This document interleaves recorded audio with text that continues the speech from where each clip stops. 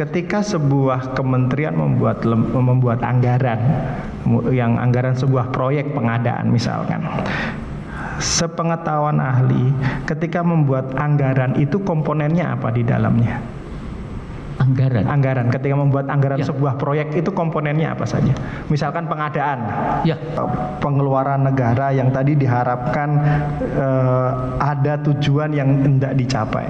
Kemudian pembiayaan sudah keluar. Ternyata tujuannya ini tidak tercapai. Tujuan tidak tercapai juga di dalamnya terliputi serangkaian perbuatan melawan hukum.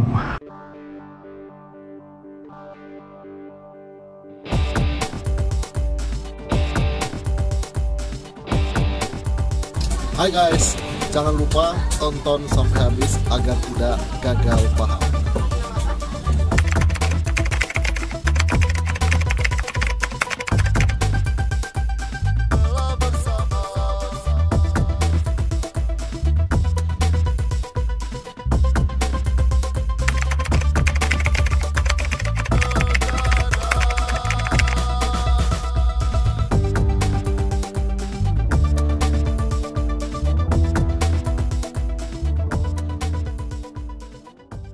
Dalam ketersediaan anggaran dari masing-masing institusi tadi. Jadi undang-undang keuangan negara itu mengatur hubungan hukum dalam menciptakan undang-undang APBN. Jadi antara eksekutif dengan legislatif itu mereka menyusun dan kemudian menetapkan undang-undang APBN. Nah, undang-undang APBN itu isinya apa? Jadi undang-undang APBN itu pada hakikatnya dilihat dari aspek keuangan negara adalah sebuah rencana, sebuah kesepakatan politik antara eksekutif dengan legislatif. Jadi ditinjau dari sudut keuangan negara, pengertian undang-undang APBN adalah kesepakatan antara eksekutif dan legislatif yang isinya sebuah rencana kerja yang akan dituangkan dalam periode ke depan, 1 tahun ke depan, yang mencakup tentang kegiatan-kegiatan. Nah, di dalamnya itu sebenarnya isinya adalah rencana kerja dan sekaligus rencana pendanaan. Jadi kalau tadi saudara menanyakan apa sih sebenarnya isinya, maka undang-undang APBN itulah yang akan dilaksanakan, yang pada intinya adalah sebuah rencana kerja, dan rencana kerja itu sekaligus diikuti dengan rencana pendanaannya. Oke, begitu. Ya. Nah, saya masuk ke anggaran. Nah, ketika sebuah kementerian mendapatkan anggaran untuk misalkan belanja sebagai expenditure dari negara membeli sesuatu lah. Apakah mata anggaran yang sudah ditetapkan dalam APBN tadi harus dilaksanakan dalam kondisi apapun? Apakah bisa juga sebuah anggaran itu tidak dilaksanakan untuk mencegah terjadinya misalkan tindak pidana ataupun fraud dalam pelaksanaannya? Ali bisa memberi penjelasan. Baik, jadi begini, tadi saya sampaikan undang-undang APBN itu adalah sebuah kesepakatan yang isinya sebuah rencana. Jadi APBN adalah sebuah rencana.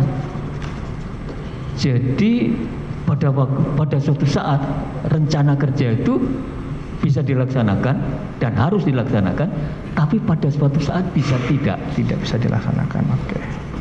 Jadi bukan berarti APBN itu sebagai undang-undang kemudian dikatakan harus. Kenapa? Karena harus kita pahami bahwa yang disebut dengan undang-undang itu ada 2 bentuknya. Yang pertama yang disebut dengan acte règle dalam bahasa Prancis, yang kedua disebut dengan acte condition. Nah, acte condition itu atau mungkin lebih banyak dikenal dengan istilahnya beskiking Jadi undang-undang yang disebut dengan acte condition itu isinya adalah sebuah penetapan. Jadi dia tidak mengatur sebenarnya. Mohon izin saudara ahli, kalau mic-nya agak begini. Oh begini yang mulia. Nah, oh baik yang mulia. Ya, terima kasih. Ya. Terima kasih yang mulia. Ya. Jadi acte condition itu adalah sebuah penetapan. Jadi kalau kita perhatikan undang-undang APBN itu isinya penetapan. Pertama adalah penetapan besaran belanja.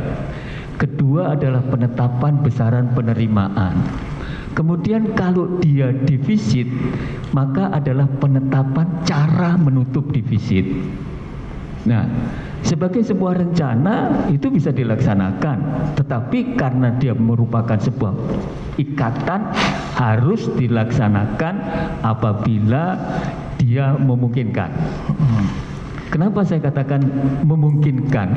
Karena pada suatu saat ada yang karena satu dan lain hal keadaan itu tidak memungkinkan. Contoh, pada kondisi-kondisi tertentu seperti force majeure kemarin, maka yang diketok palu oleh Dewan Perwakilan Rakyat itu kemudian ternyata tidak bisa dilaksanakan karena satu dan lain hal. Nah, inilah pengertian. Jadi karena dia bersifat akregle, bersifat penetapan, maka pemikiran bahwa dia harus dilaksanakan itu harus disesuaikan dengan kondisi. Begitu.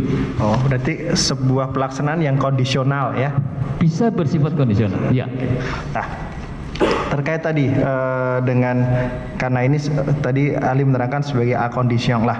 Ketika ada penetapan sebuah anggaran, kemudian sebuah anggaran itu diberi tanda bintang. Ini dalam peristilahan keuangan, apa yang dimaksud anggaran diberi tanda bintang? Iya. Jadi begini, tanda bintang itu adalah suatu pernyataan yang bisa dilakukan oleh lembaga legislatif, tapi bisa juga dilakukan oleh lembaga eksekutif. Nah, saya akan menjelaskan kapan tanda bintang itu dilakukan oleh lembaga legislatif. Jadi, ketika ada suatu rencana kerja di mana rencana itu belum memiliki sebuah kepastian, tetapi anggaran harus disediakan, maka karena harus diketok palunya pada saat itu, lembaga legislatif harus mencantumkan anggaran, tapi kemudian dia kasih tanda bintang. Artinya apa? Anggaran ini artinya belum bisa dilaksanakan kecuali persyaratan-persyaratan itu untuk bisa ditetapkan sebagai anggaran yang bersifat operasional terpenuhi. Jadi salah satu contoh yang nyata begini. Ada rencana, mohon izin yang mulia, ada rencana pemekaran daerah. Keputusan Dewan Perwakilan Rakyat belum bisa diambil. Belum bisa diambil. Sampai bulan Oktober masih diskusi terus. Nah, pada anggaran negara itu harus diketok palunya tidak boleh lebih dari tanggal 30 Oktober. Maka anggaran untuk pemekaran itu harus dicantumkan. Maka diketok palunya, kemudian dikasih tanda bintang. Artinya apa? Bahwa anggaran ini disediakan tapi belum siap digunakan. Kecuali nanti semua persyaratan putusan itu terpenuhi dan diajukan kembali ke lembaga legislatif untuk dicabut bintangnya. Artinya mendapatkan persetujuan. Jadi penjelasannya seperti itu kalau bintang. Nah, tapi bintang juga bisa diberikan oleh lembaga eksekutif, yaitu Kementerian Keuangan. Ketika persyaratan-persyaratan administratif untuk mencairkan anggaran itu belum bisa terpenuhi, maka Menteri Keuangan bisa membubuhkan tanda bintang, artinya bahwa uang itu belum boleh dicairkan kecuali persyaratan-persyaratan itu terpenuhi. Nah, nanti ada persyaratan-persyaratan apa saja yang harus terpenuhi ketika harus mencairkan itu. Begitu. Ya, artinya tanda bintang begitu. Oke. Saya akhiri di tanda bintang lah. Ini tadi ada yang terlewat. Dalam pengelolaan keuangan negara itu bisa diceritakan atau bisa dijelaskan apa kedudukan presiden dalam pengelolaan keuangan negara di negara Indonesia ini? Ya. Jadi begini, kita berbicara secara konsepsi, ada sebuah pertanyaan. Ketika dalam suatu pemerintahan, pelaksanaan kegiatan penganggaran dan pelaksanaannya, itu siapa sih yang berwenang melakukan kegiatan-kegiatan di dalam pengelolaan uang itu? Maka kalau kita perhatikan mulai dari zaman Belanda ataupun kita mengaca pada berbagai negara, ternyata adalah kepala pemerintahan. Oleh karena itu kemudian di Indonesia juga begitu. Jadi sebagaimana kita dulu mendiskusikan dengan para ahli tata negara dan ahli-ahli yang lainnya, beliau mengatakan bahwa kewenangan pengelolaan keuangan itu ada di tangan presiden. Ya. Tetapi presiden itu tidak operasional, kan? Oleh karena itu kemudian presiden memberikan kuasa sebagian kewenangannya kepada Menteri Keuangan selaku bendahara umum negara. Kemudian menguasakan sebagian kewenangan lainnya kepada Menteri Teknis. Nah, tujuan membagi kewenangan tersebut adalah agar terjadi mekanisme check and balance. Karena di dalam tata kelola keuangan, mohon izin yang mulia, itu didasarkan pada sebuah sikap saling tidak percaya. Jadi barang siapa yang mengambil keputusan, dia harus diuji keputusannya apakah keputusan benar, sehingga nanti ketika mengakibatkan pengeluaran negara, di situ betul-betul sudah yakin benar. Nah, kemudian pemikiran konsep tadi kemudian kita tuangkan di dalam pasal 6 Undang-Undang Keuangan Negara, sehingga ketika menyusun itu disebutkanlah di pasal 6 ayat 1-nya pemegang kekuasaan umum pengelolaan keuangan negara adalah presiden, dan kemudian pasal 6 ayat 2A-nya kemudian mengatakan sebagian kewenangan tersebut dikuasakan atau didelegasikan kepada Menteri Keuangan selaku bendahara umum negara, dan sebagian lainnya kepada Menteri Teknis sebagai pengguna anggaran. Begitu. Oke. Ya. Oke. Saya lanjut terkait dengan ini masih kepada prinsip-prinsip dasar. Lah, dalam hal pengelolaan anggaran, dalam hal ini kita ke penganggaran ya, anggaran. Bisa dijelaskan tentang prinsip-prinsip dalam penganggaran, dalam hal ini yang terkait dengan keuangan negara. Ya. Jadi kalau tadi saya sampaikan bahwa tata kelola keuangan itu didasarkan pada sikap saling tidak percaya, maka prinsip-prinsip itu sebenarnya adalah sebuah ekspresi atau perwujudan sikap tidak percaya lembaga legislatif kepada pemerintah ketika dia menyerahkan. Jadi ketika anggaran itu diketok palunya dan diserahkan kepada pemerintah untuk dilaksanakan, itu dikendalikan melalui prinsip. Itulah sebabnya kemudian prinsip itu dikenal dengan political control tools, jadi alat kendali politik. Yang pertama adalah dinyatakan begini, ada prinsip yang disebut dengan prinsip prealable. Itu menyatakan bahwa semua yang dilaksanakan oleh pemerintah itu harus mendapatkan persetujuan terlebih dahulu dari lembaga legislatif. Nah, persetujuan itu bentuknya apa? Persetujuan itu bentuknya adalah pemberian alokasi anggaran. Jadi dengan diberikan alokasi itu artinya lembaga legislatif menyetujui kegiatan tersebut. Oleh karena itu sehari-hari kita sering dengar keputusan langkah-langkah operasional yang bunyinya begini: dilarang membuat perikatan apabila tidak tersedia atau tidak cukup tersedia dana. Artinya apa? Kalau tidak tersedia dana, artinya lembaga legislatif tidak menyetujui. Nah itu, tapi itu operasionalnya, tetapi prinsip yang diikuti adalah itu. Yang kedua adalah prinsip periodisitas. Anggaran itu memiliki periode, jadi kalau di Indonesia dikenal 1 Januari sampai 31 Desember. Nah, yang paling penting kita sampaikan di situ, kecuali karena alasan tertentu, maka pengeluaran di luar masa itu dinyatakan ilegal. Kemudian yang ketiga adalah prinsip spesialitas, ya. yang menyatakan bahwa alokasi anggaran itu jumlahnya tertentu, ditujukan untuk tujuan tertentu, dan memberikan manfaat tertentu. Nah, ini tidak bisa dirubah-rubah.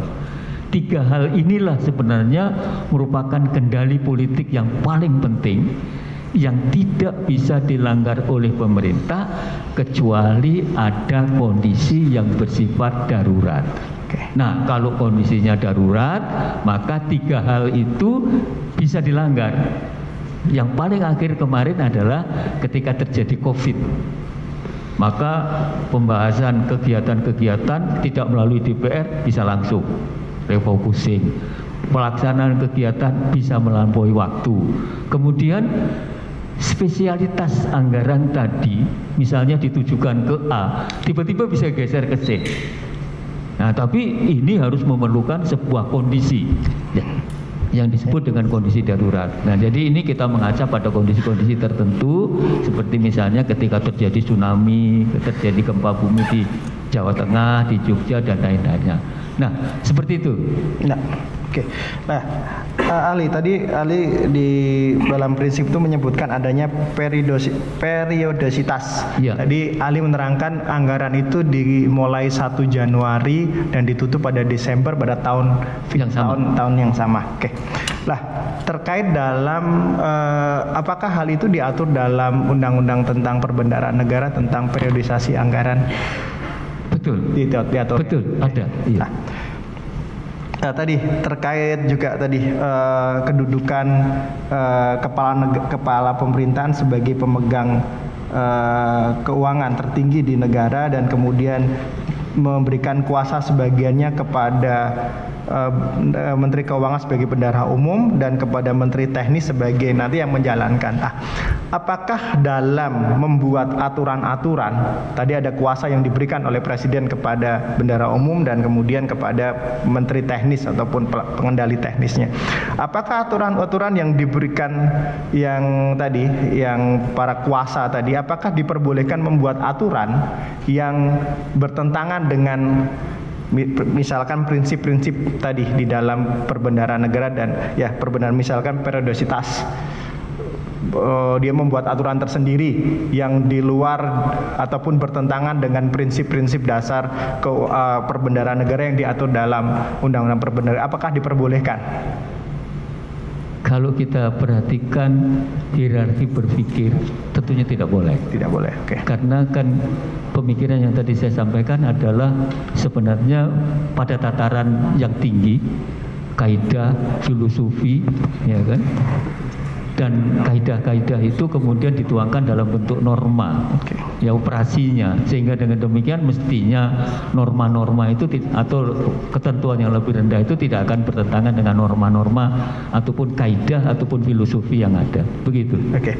Nah, tadi terkait dengan periodisitas tadi, dalam hal terjadi kan tadi periodisitas ini terkait dengan perencanaan, ya Ali ya. Periodisitas itu terkait dengan perencanaan anggaran, di mana anggaran dimulai pada tanggal 1 Desember tanggal 1 Januari berakhir pada Desember tahun yang sama.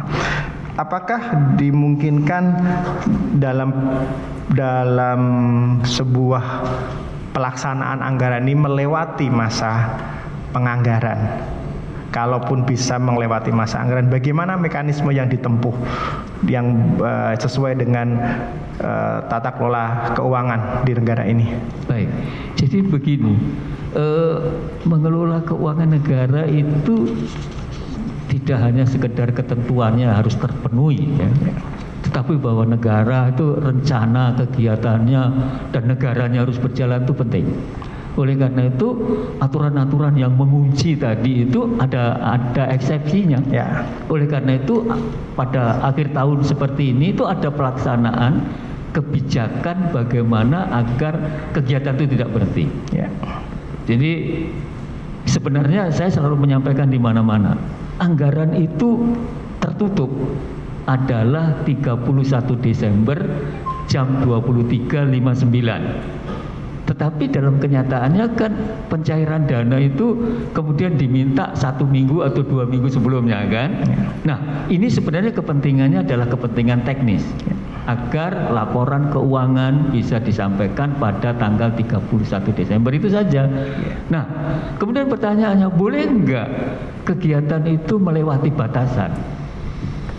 Kan ketika dalam kontrak itu kan selalu ada klausul delivery.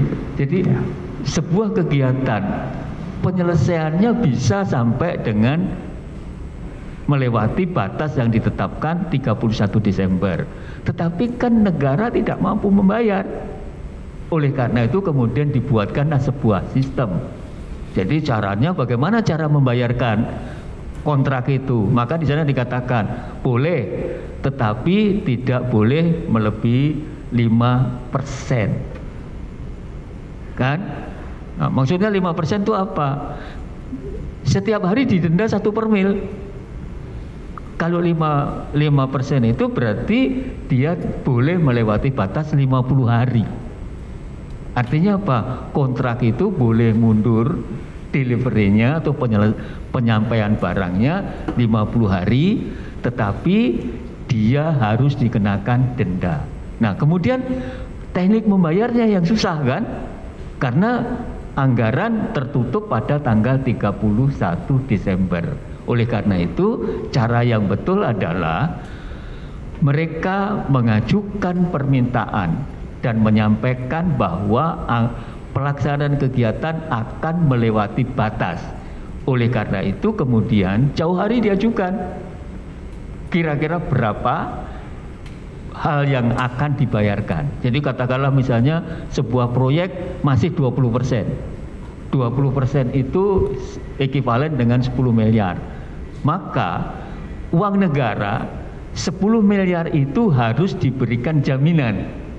Karena apa? Pada prinsipnya bahwa negara ketika mengeluarkan uang itu tidak boleh rugi. Jadi ketika negara pada suatu saat sebelum waktunya dia membayar, dia tanya imbalannya mana, teken prestasinya mana. Maka ketika tidak ada teken prestasinya, negara diberikan jaminan. Oleh karena itu jalan keluar yang paling bagus adalah dilakukan pembayaran 100%, tapi terhadap pembayaran tersebut pihak pelaksana atau penyedia jasa harus memberikan jaminan sebesar yang seharusnya belum diterima oleh mereka. Begitu.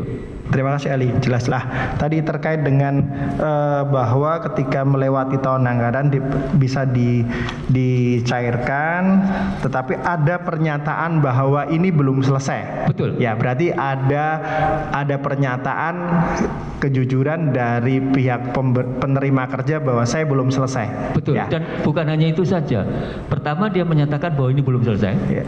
Kedua harus ada pernyataan bahwa dia sanggup menyelesaikan pada tanggal tertentu, ya kan? Kemudian yang ketiganya dia harus melampirkan jaminan. Oke, lah dalam hal ternyata penerima kerja tidak menyatakan bahwa ini belum selesai, tapi sudah 100%-kan seolah-olah pekerjaan sudah selesai.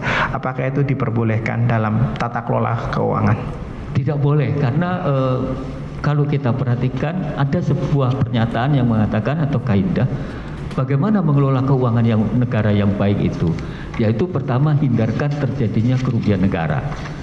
Nah, salah satunya adalah dalam hal pembayaran 100%. Itu pemerintah harus mendapatkan barang terlebih dahulu, baru kemudian pemerintah membayarkan, ya kan? Jadi agar hak dan kewajiban negara itu berimbang. Kenapa pemerintah harus menerima barang dulu? Karena pemerintah tidak mau berisiko. Jadi tidak seperti kita kalau belanja online, kita disuruh bayar dulu, kemudian barangnya tidak datang. Kalau dalam tata kelola keuangan negara tidak boleh. Jadi pemerintah harus menerima menerima barang dulu, karena barang diterima itu memiliki pengertian. Untuk barang-barang yang sederhana, barang diterima itu bisa dilihat, bisa dihitung. Tetapi ketika barang itu berkaitan dengan teknologi, maka harus ada yang disebut dengan mekanisme commissioning. Ya, jadi mereka harus memastikan dulu barang itu berfungsi dengan baik dan layak. Begitu. Terima kasih Ali. Saya lanjutkan tadi. Saya kembali ke anggaran. Ketika sebuah kementerian membuat anggaran, yang anggaran sebuah proyek pengadaan misalkan, sepengetahuan ahli, ketika membuat anggaran itu komponennya apa di dalamnya? Anggaran. Ketika membuat anggaran sebuah proyek itu komponennya apa saja? Misalkan pengadaan. Ya. Jadi kan anggaran itu adalah langkah kedua. Yang pertama adalah sebuah perencanaan. Jadi ada sebuah perencanaan kegiatan. Kalau perencanaan kegiatan itu dikalikan dengan satuan harga, maka akan diperoleh anggaran. Maka kalau saudara tadi menanyakan bagaimana sih anggaran itu diperoleh, tentunya ada perencanaan yang dikalikan dengan satuan harga. Dalam kaitannya satuan harga ini, satuan harga kan tadi Ali menerangkan bahwa dalam pengelolaan anggaran ini ada akuntabilitas, Apakah dimungkinkan dalam perencanaan anggaran itu dibuat ataupun harganya dimasukkan adanya komponen fee bagi pemberi kerja? Jadi begini, Yang Mulia, kalau saya ditanya seperti itu, pernyataan itu sederhana sebenarnya. Pemerintah itu adalah pelaku. Pemerintah itu atau orang-orangnya pemerintah adalah pelaku, dan mereka mestinya bekerja untuk dan atas nama negara. Maka dia tidak boleh lagi mendapatkan sesuatu yang merupakan imbalan dari sebuah kerja mereka. Begitu. Sehingga seharusnya tidak boleh. Saya lanjut. Jadi anggaran itu dibuat dari perencanaan dikalikan dengan satuan harga, maka keluarlah angka itu. Oke, termasuk di dalamnya pajak ya. Oh iya pasti. Ya, oke.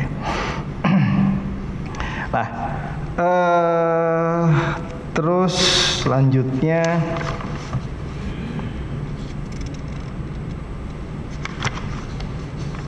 terkait dengan tadi proses dalam anggaran itu, kalau ahli sering menerangkan ada wet mateh, ada reh mateh, dan dul mateh. Ada bagaimana peraturannya, kemudian bagaimana nantinya ditanyakan tentang manfaatnya bagaimana. Bisa diterangkan tentang hal tersebut dalam proses anggaran dan kemudian eksekusinya. Ya, baik. Jadi begini, anggaran itu adalah sebuah rencana kerja, dan kemudian rencana kerja itu dilaksanakan. Nah, di dalam pelaksanaan inilah kemudian ada kegiatan-kegiatan yang bentuknya adalah perikatan dengan pihak-pihak lain. Jadi pelaksanaan anggaran itu pada hakikatnya adalah membuat perikatan dengan pihak-pihak lain. Nah, kita ketika melakukan perikatan itu, kemudian ada tindak lanjutnya. Jadi perikatan, kemudian mereka menagih. Nah, ketika melakukan tagihan kepada pemerintah itulah dilakukan pengujian ataupun verifikasi. Nah, verifikasinya apa saja? Yang pertama, pengujian atau verifikasi mempertanyakan apakah sebuah pengeluaran itu memang punya landasan hukum. Nah, landasan hukum inilah yang kemudian kita kenal dengan Undang-Undang APBN. Jadi kalau bahasa sederhananya atau yang sering didengarkan biasanya itu asas legalitas atau wet mateh, biasanya dia mempertanyakan apakah pengeluaran itu punya dasar hukum? Punya. Nah, dasar hukumnya itu adalah Undang-Undang APBN, ya, bukan yang lain. Tetapi karena Undang-Undang APBN itu kejauhan, biasanya mereka menunjukkan DIPA. Karena operasionalisasi Undang-Undang APBN adalah dalam dokumen yang kita kenal dengan DIPA. DIPA. Jadi begitu DIPA-nya ada, oke, berarti dia sudah punya landasan, alas untuk membuat pengeluaran atau membuat kegiatan. Kemudian ketika menagih itu kemudian ditanya, kenapa dia menagih? Oh iya, karena punya kontrak. Nah, maka pengujian yang kedua yang rehmatek itu berkaitan dengan hak tagih itu. Kenapa pihak ketiga itu nagih? Karena dia punya landasan kontrak, punya perikatan. Tapi ketika perikatan saja, apakah dengan perikatan aja bisa dibayar? Jawabannya belum. Perikatan itu harus dilaksanakan. Oleh karena itu, ketika dia punya kontrak, harus kemudian menunjukkan bahwa kontraknya dilaksanakan. Bentuk perwujudannya apa? Yaitu mereka terimakan barang. Maka ada dokumen yang kita kenal dengan berita acara serah terima barang. Nah, berita acara serah terima barang ini mesti dilampiri dengan lampiran yang lainnya, yaitu ada fakturnya, ada kwitansinya, kemudian ada pembayaran pajaknya. Nah, pengujian-pengujian inilah yang kita sebut dengan pengujian rehmatek dari sudut keuangan negara. Kemudian yang ketiga adalah dulmatek, yaitu tentang kelayakan. Apakah layak enggak barang yang dibeli atau diadakan tadi, sesuai enggak dengan tujuannya. Nah, dari kumpulan-kumpulan pengujian inilah terkumpul dokumen-dokumen atau bukti-bukti yang nantinya dijadikan bukti lampiran pertanggungjawaban. Sehingga dengan demikian ketika pelaksanaan itu betul, pasti pertanggungjawabannya betul. Begitu. Nah, oke. Saya lanjut tadi, ada pengujian seperti TikTok lah terkait rehmatek, dan kemudian sama dulmatek lah. Terkait dengan tadi yang terakhir dulmatek, bahwa penerima kerja itu berhak untuk menagih atas prestasi yang sudah diberikan. Kemudian pemberi kerja akan menguji, apakah pemberi kerja akan menguji dalam hal kaitannya 3 pengujian ini, menguji terkait dengan kelayakan dalam hal ini, apakah kemanfaatannya, apa kaitannya dulmatek ini dengan kemanfaatan dari apa yang direncanakan dari sebuah anggaran, apakah seperti itu ahli? Betul. Jadi seperti misalnya begini, barang yang dibeli itu sesuai enggak dengan yang diharapkan. Jadi kita kalau melihat nilai positifnya adalah seperti itu. Kalau nilai negatifnya, kita misalnya begini, melihat kelayakan itu, apakah ruang rapat sebuah kementerian itu boleh didesain seperti di hotel?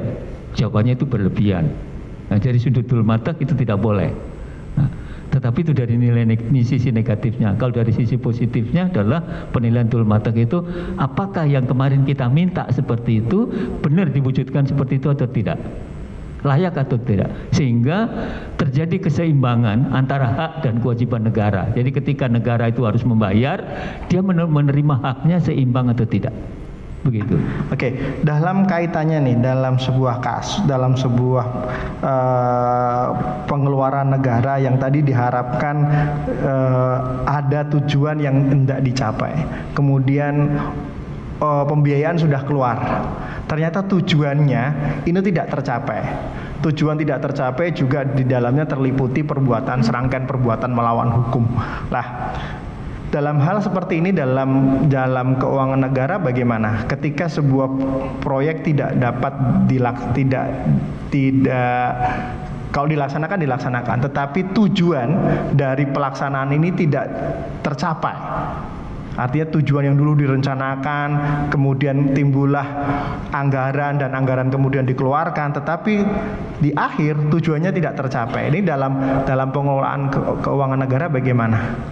Iya, jadi di dalam kesehariannya saya selalu menjelaskan kepada berbagai pihak, itu pada kondisi itulah terjadi kerugian negara. Terjadi kerugian negara. Nah, karena apa? Karena pemerintah sudah terlanjur mengeluarkan uang dan tujuannya tidak tercapai. Dan manfaatnya tidak tercapai.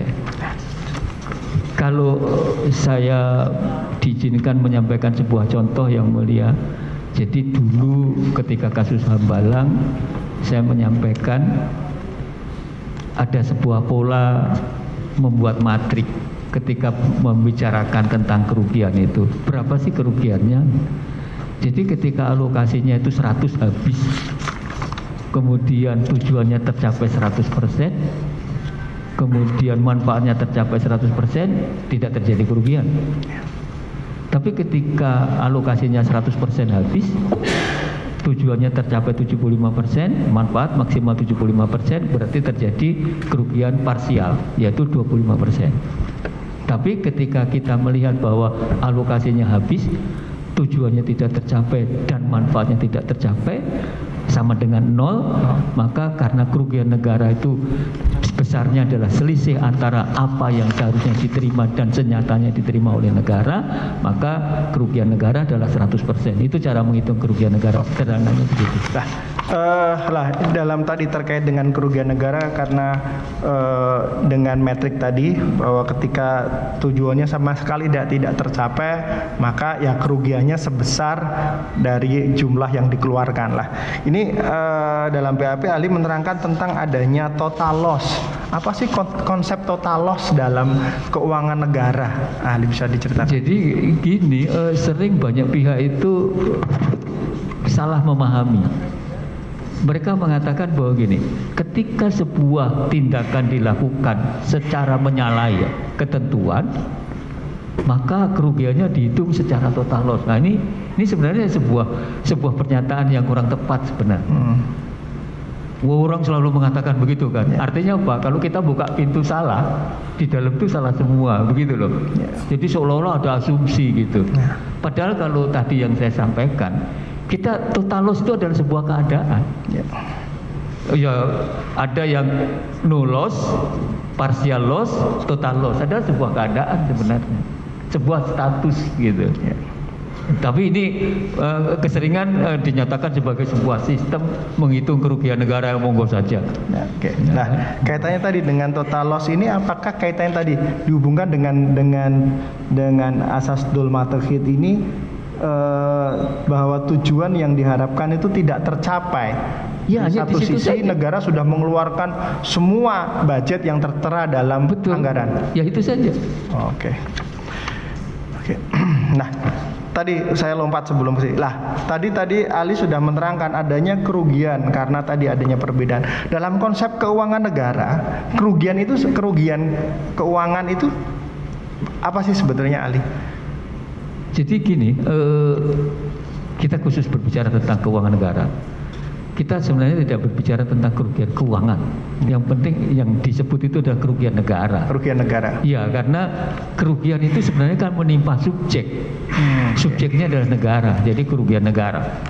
Kerugian negara adalah kekurangan aset negara yang disebabkan karena perbuatan melawan hukum para pejabat pengelolanya dan atau pihak-pihak lain.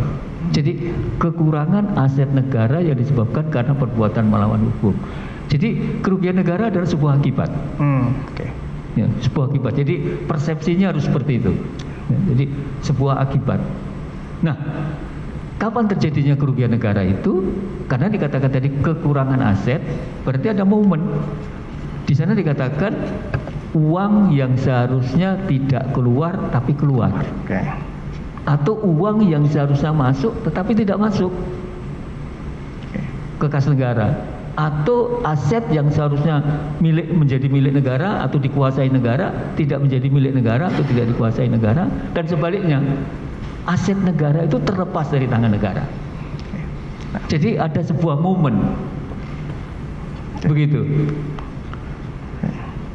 Nah, terkait dengan tadi bentuk adanya kerugian tadi, adanya uang yang harusnya nggak keluar tetapi keluar, ataupun uang yang harusnya masuk tapi tidak masuk, barang harus dikuasai negara tapi tidak dikuasai. Tidak dikuasai negara itu apakah juga terkait dengan tadi, dengan tiga pengelolaan tadi? Misalkan manfaatnya tidak dapat dirasakan oleh negara, itu bagian dari bahwa mungkin fisik dipegang tapi manfaatnya sama sekali tidak ada. Bukan begitu. Jadi cara melihatnya gini, pemerintah itu atau negara itu ketika dia melakukan perikatan seharusnya dia harusnya mendapatkan contracting goods sesuai yang dalam kontrak.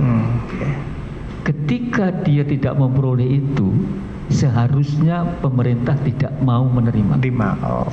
Nah, ketika pemerintah seharusnya tidak menerima karena alasan tertentu, misalnya test and commissioning tidak jalan atau tidak sesuai dengan spek dan lain-lainnya, terlanjur dibayarkan atau dibayarkan, maka uang pada titik itu seharusnya tidak keluar. Nah, pada saat dia membayarkan itulah terjadi kerugian negara. Terima kasih. Masih Ali. Ini terkait dengan karena Ali mengetahui tentang keuangan negara, termasuk di dalamnya tadi kekurangan aset dan sebagainya. Ali bisa menerangkan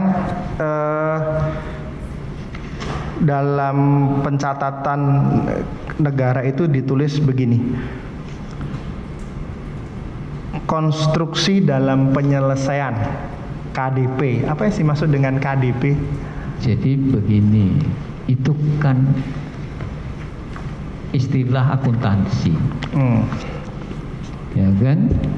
Jadi itu sebenarnya merupakan upaya untuk memberikan legalitas, bahwa uang negara pada suatu titik itu keluar dan itu sebagai imbalan. Ya, jadi barang atau work in process atau kontrak dalam penyelesaian dan lain-lainnya itu istilah akuntansi. Tapi itu bukan merupakan barang yang diterima oleh negara. Sebab kalau ketika sebuah kontrak yang disebut dengan delivery adalah contracting goods. Jadi bukan work in process. Jadi itu adalah terminologi akuntansi yang digunakan untuk melegalisir pengeluaran negara pada suatu saat, tetapi tidak sepenuhnya bisa dinyatakan sebagai pertanggungjawaban pengeluaran. Artinya ini hanya sebagai pencatatan negara atas uang yang sudah dikeluarkan. Betul, bahwa itu legal. Ya. Tapi tidak terkait dengan bahwa ini sudah diterima negara karena barangnya bagus atau setelah sesuai dengan kontrak, tidak. Tidak, sama sekali. Lah, apakah ada batas? Bagaimana sebuah pekerjaan proyek negara ini masuk dalam status kontrak dalam penyelesaian? Apakah ada waktu tertentu sehingga sebuah sistem pencatatan akuntansi ini ada dalam keuangan kita? Kata kuncinya adalah kontrak. Jadi kontrak itu kapan delivery harus dilakukan. Dan kemudian sebagaimana tadi saya sampaikan bahwa keterlambatan itu maksimum dendanya adalah 5%, yang mengekspresikan keterlambatan hanya diizinkan kecuali dalam kondisi yang luar biasa itu hanya 5%. Berarti kalau dikonversi menjadi hari hanya 50 hari. Kalau hari ini mungkin 90%. 90 hari karena 9%. Tetapi apapun yang terjadi itu adalah sebuah batasan yang bisa disampaikan dalam rangka pertanggungjawaban pengelolaan keuangan.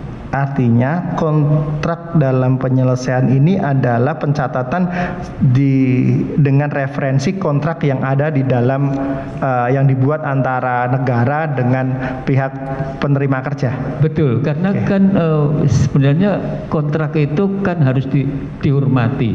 Everybody must respect. Mohon izin, setiap pihak harus memegang teguh tentang kontrak, sehingga di situ ada delivery time-nya, ada waktu penyerahan, waktu penyerahan. Nah, waktu penyerahan itu adalah sebuah titik kapan pemerintah harus melakukan penerimaan barang dan pemerintah wajib membayar. Nah, di luar itu kemudian pihak-pihak tertentu kemudian mengenakan denda, dan di situ ada batasan kapan diizinkan. Ketika dalam pencatatannya masih kontrak dalam penyelesaian dan kemudian kontraknya sudah berakhir bertahun-tahun sebelumnya dan kemudian sampai saat ini statusnya masih dalam kontrak dalam penyelesaian, apakah ini dalam tata kelola keuangan tadi merepresentasikan sebuah tata kelola yang baik dari beban negara yang kemudian sudah keluar? Kontrak sudah berakhir di tahun 2016 misalkan, tapi pada sampai tahun sekarang statusnya masih kontrak dalam penyelesaian. Kalau saya berpegang pada kaidah dan aturan, tentunya itu sesuatu yang buruk. Gimana? Tidak sesuatu yang buruk dan tidak bisa diterima. Oke. Nah, apakah dalam hal ini Oke, cukup. Nah, saya cukup. Alia, ada teman-teman yang mau lanjutkan? Ada yang lanjutkan? Cukup. Kami sementara cukup yang mulia. Terima kasih. Silakan. Terima kasih ahli. Silakan.